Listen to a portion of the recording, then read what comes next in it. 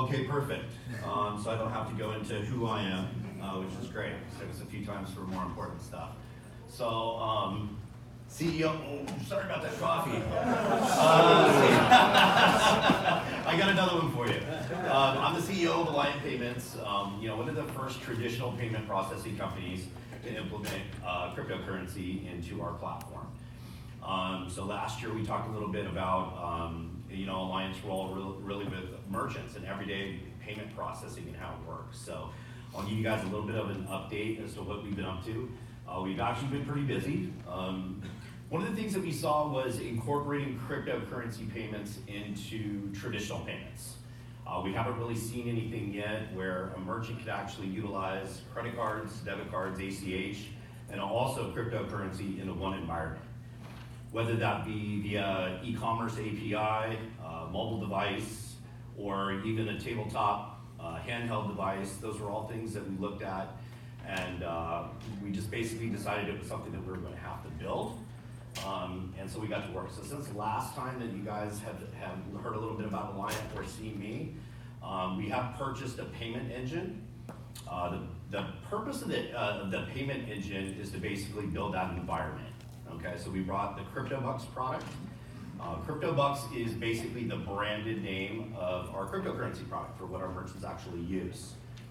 We brought the CryptoBucks product and we're integrating that into our traditional payments, which we've been doing for the past 17 years. And that will be called Titan. Titan will basically run all of Aliant's merchants, programs, signups, risk, underwriting, basically everything that we do behind the scenes. So when you guys are out at a merchant and you're paying, whether you're online or you're face-to-face, there's a whole process behind the scenes there of how those transactions get routed, they get approved, and we're actually building that right now. We've probably been working on that for about 6 or 7 months, and we're probably looking at rolling that out in about 2 more months. We do feel like it'll be the country's very first fully integrated payment solution. We are going to have hardware devices that will be point-of-sale systems that will accept cryptocurrency as well as traditional payments. We will have handheld devices. Maybe some of you guys here heard about the deal that we did with the Miami Dolphins. Anybody here? Oh, yeah. Okay. So we figured there were going to be some questions from that. Right now, the guys are actually working on the Android devices right now. Oh, God, that was a bad toss, John. That was a much better toss.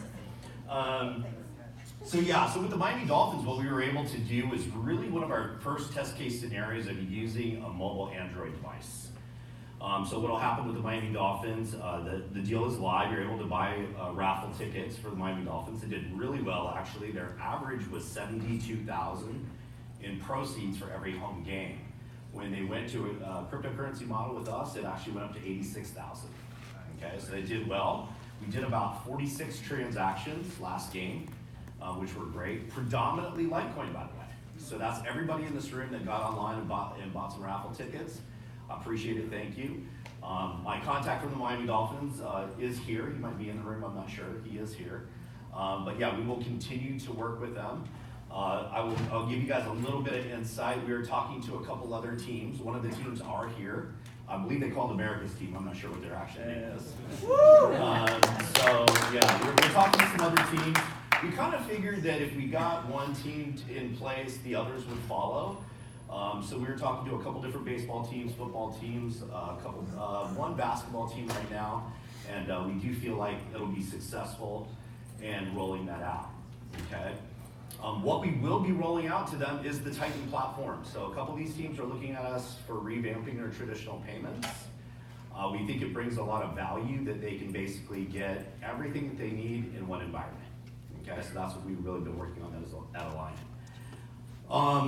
One other thing that we've been doing at Aliant is part of our compensation program. I'm not sure if anybody saw this press release. Part of our compensation program was, whoops, that was another bad toss. We're providing cryptocurrency to all of our employees now, okay? So every employee at Aliant did receive cryptocurrency a couple weeks ago, and I had a couple people ask me, why did you do it? I believe that everybody has to have a vested interest in our company. Obviously I do, but I believe everybody if we were to bring them into the environment that, they would be looking at pricing, they would understand how a wallet works, and not just because they worked at Aliant, it's something that's part of their job, but it's something that we see as adoption, and we want them to learn it. And if they learn it, they're gonna be able to teach our merchants, and those merchants are gonna tell other merchants about it. So that was really the idea behind it. It went over very well. We had a lot of big smiles on faces at work. It was great. It was something I was very happy to do. And so the guys have been pretty happy at Aliant. Enough about Aliant, what we do, a little bit more about cryptocurrency, I think, in the payments space altogether. So last year, I would say it was pretty tough. It was kind of tough selling crypto to a merchant and also some of the payment providers. I think in the payment industry, it's a little bit dated. I know Jeff's here, he's one of my colleagues actually. He works in the space as well. It can be a little bit dated, some of the people that are in it. Going to all of the trade shows this year, there is definitely a different outlook. People are definitely looking at it, they're interested in it.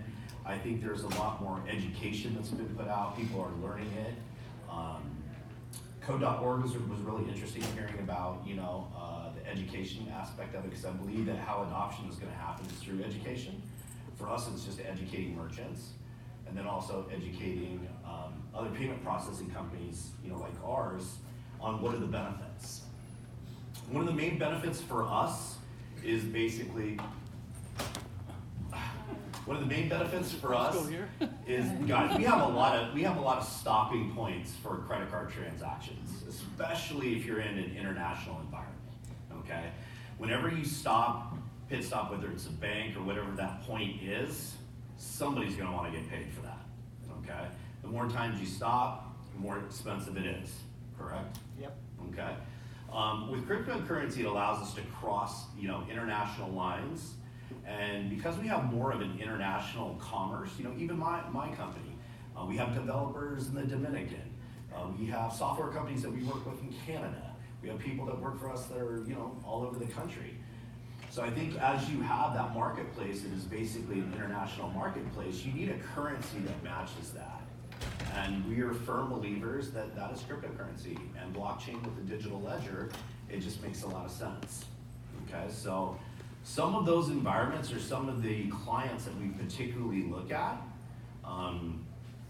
Real estate, we've had quite a few real estate companies come to us, people that are maybe do investment properties, especially since we're in South Florida. We've had a lot of that. So if you wanted to buy a condo, but let's say you're from South America and you wanted to buy a condo in Miami, we're seeing those transactions done with cryptocurrency, whether it's Bitcoin, Litecoin, whatever may be your flavor. Also, of course, professional sports and entertainment. I was a firm believer in that. I thought it was going to do well there, especially with the gaming side of things. So we're getting more and more involved in gaming and also esports betting, and then also the video gaming VR reality world, we feel is another big pit stop for cryptocurrency. We think it will do very well there.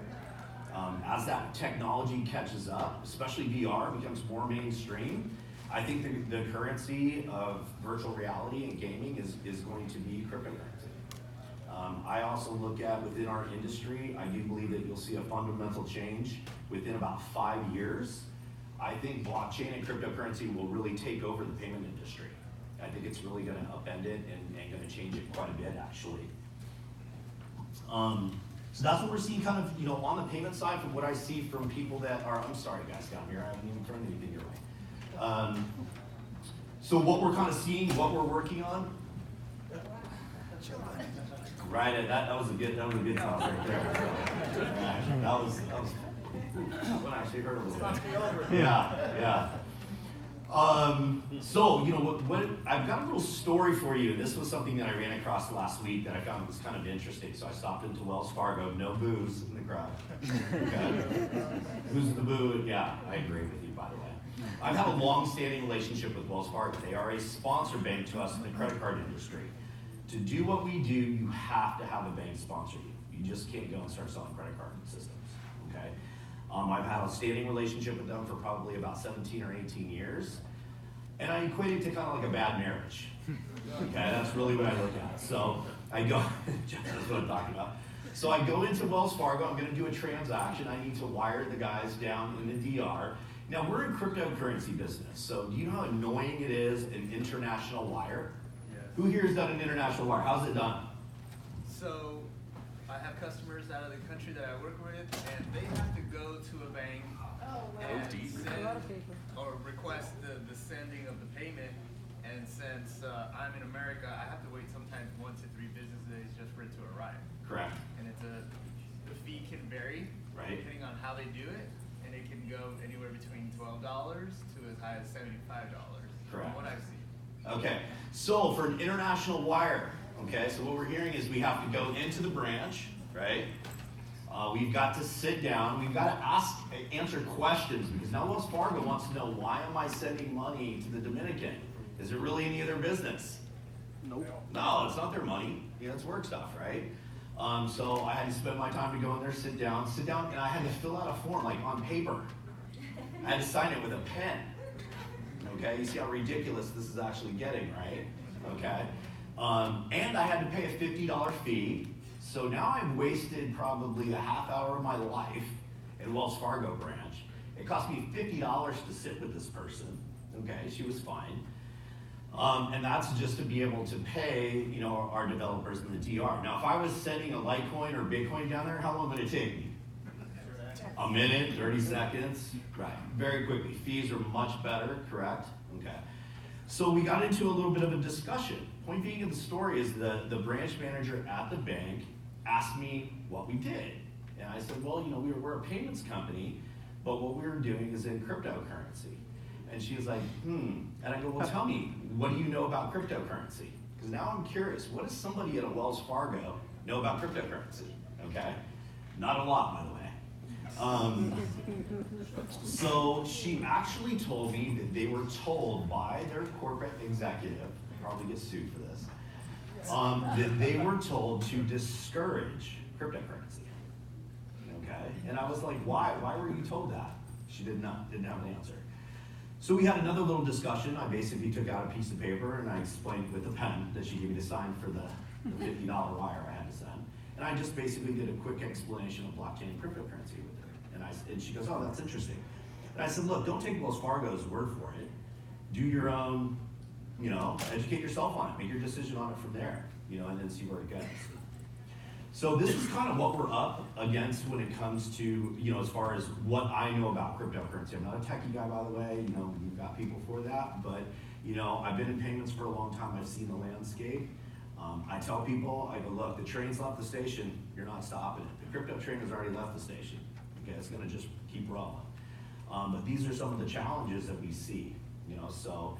And Aliant, I think for us, it's kind of overcoming some of those challenges, but we definitely saw where this year was quite a bit better than last year, okay? So I think it's just on a great note, what we really see in kind of the everyday marketplace, okay? Anybody have any questions up to this point at all? Yeah. Go ahead.